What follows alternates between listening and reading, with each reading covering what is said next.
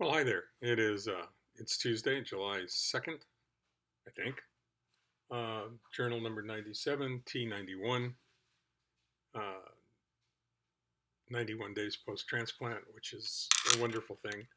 Uh, One of the things that I'm not sure that I'm not sure we've discussed yet, and we probably should, is the fact that while attitude is critically important and having a positive, attitude is a powerful tool in getting well, probably a positive tool in not becoming ill in the first place.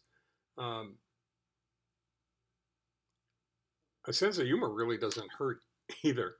Um, Sometimes the only thing that'll get you through situations like a bone marrow transplant or any kind of serious illness is a sense of humor. And generally speaking, in order for that to work, it's got to be directed inward. It can't be a sense of humor at the expense of someone else.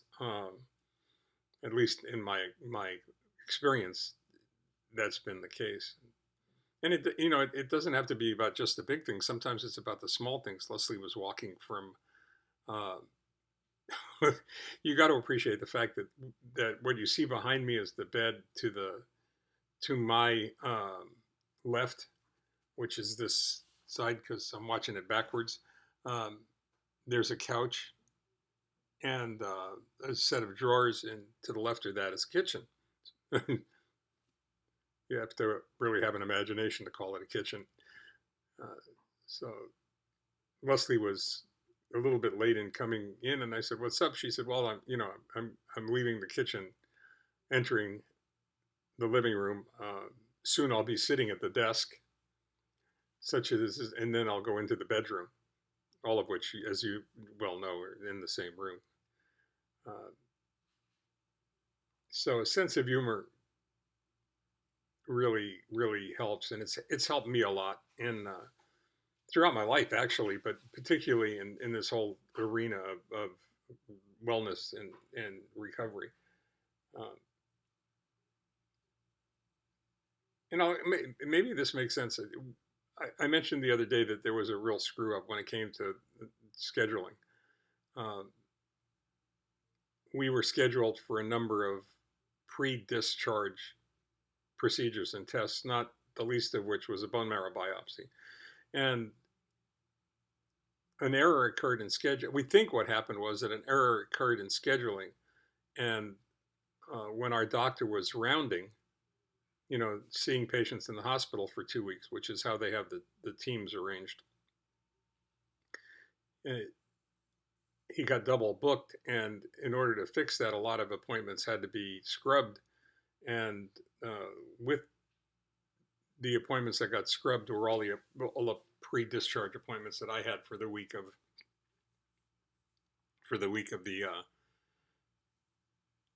the fifth through the well, the fifth through the 12th, I guess. I don't know, the 8th through the 12th. Uh, and it's really, I mean, it's really frustrating. It's disconcerting. I mean, you don't necessarily want to have a bone marrow biopsy, then get in the car and drive for an hour and a half. Um, the good news is that I'll be sedated. They call it a bone marrow biopsy under deep sedation, uh, which means they'll feed me a propofol sundae, and I'll take a really lovely nap. Uh, but still, somebody's going to punch a hole in my hip, and sitting for that length of time can be a bit uncomfortable, and you're still shaking off all of the anesthesia besides that. So, we'll divide things back up into the pre-transplant Mitch and the post-transplant Mitch. I would have been really upset, frustrated, angry, bitching and moaning about the fact that all of these appointments went away, and what do we do about that? We found out about it on Monday, yesterday, and our nurse practitioner, who is doing a really good job and has for the last number of months. I'm very pleased with the fact that she's ours and works so well with our doctor. Really must have worked hard to get scheduling to rebuild the tests. And for the most part, with the exception of the fact that I still have to have the bone marrow biopsy on the morning of the 12th, which is the morning that we're going to pack up all the vehicles and head home. Um, some of the other tests that were all bunched up into a very, very short period of time, which would have been exhausting, um, without exception, were spread out a little bit more. And I had the choice. Interestingly enough, I had the choice of having a bone marrow biopsy without sedation, without deep sedation, with local anesthetics, and I've done that. I've done that 2 out of 4 times so far, and it was the first 2 times I had bone marrow biopsies, and you got to have a sense of humor about that also. I mean, it's like I tell everybody the same thing. Nobody gave me a toy. Nobody gave me a gold star. Nobody gave me a visit to the toy box. No one stood up and applauded when I had it done without sedation. And so the motivation, you got to laugh about that and say that the motivation to get it done without sedation is kind of low. Um, but frankly, there's a reason that I really believe that sedation helps, and that's because no matter what kind of a stud you are, when they go to do the bone marrow biopsy, if you're awake, you're going to flinch. I mean, it's natural. You still feel the pressure when they're doing whatever it is they're doing. When you're sedated, you don't feel the pressure. You don't move. They get in one time. They get what they need. Um, one of the times that I was awake during the process, they had to go in 3 times. The second bone marrow biopsy where I was awake, they had to go in 3 times. I think I may have told you that story before. That I actually, the first time I had it done without sedation, I laughed.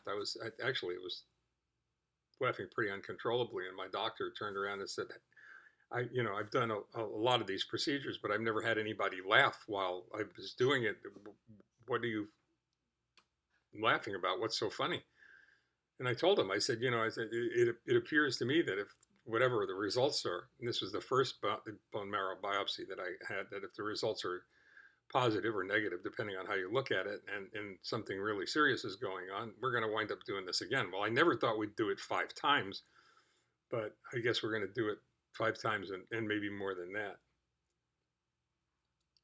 So the real lesson, I guess, in all of this is the fact that it's not the fact that stuff is going to get broken. It's not the fact that stuff um, is going to get lost. It's not the fact that appointments are going to get scrambled or disappear altogether. None of that's really relevant because all of it is going to happen, and you don't have a lot of control about it over it when it happens. The biggest thing, the most important thing, really is it going to get fixed? And if it's going to get fixed, is it going to get fixed quickly and effectively? And is it going to get fixed so it doesn't happen again? And those are the things that are really critical. I mean, the fact that they scrambled the appointments is that's going to happen anywhere. I don't care where you are. It's sooner or later that's going to happen. Um, and the question then is how do you handle it? And the way to handle stuff like that, in my opinion, is you accept the fact that it happened. You apologize sincerely for the screw up, and then you act in some way to fix it so that it's visible to whoever was wronged in whatever went wrong, um, that you're earnestly trying to make things right. And certainly Anna, our nurse practitioner, did all of those things, including meeting me in the cafeteria at the hospital to make sure I had a copy of the corrected schedule. Um, and it wasn't me looking for her. She had actually seen me enter cafeteria, or thought she did, and called me on the phone to ask me if I was on campus and in the cafeteria. And I said, yes. She said, stay there. I'm bringing a printed copy of all of the appointments. I thought that was pretty spectacular. So things are going to happen. It's not the fact that things are going to happen that we should be focused on. We should be focused on how do they get fixed, and how do they get fixed so they don't happen again. And really, you got to laugh about it. You got to have a sense of humor. If you don't have a sense of humor and you're not willing to laugh at yourself, you're going to find any of these challenges really trying and very, very difficult to get through. So while you're laughing at yourself, as I'm laughing at myself, stay well, take care, and I'll catch you guys again tomorrow. I hope you're planning a wonderful 4th. We're going to be trapped here at the hotel, but I hope you can get out and have a wonderful time. Stay well, take care.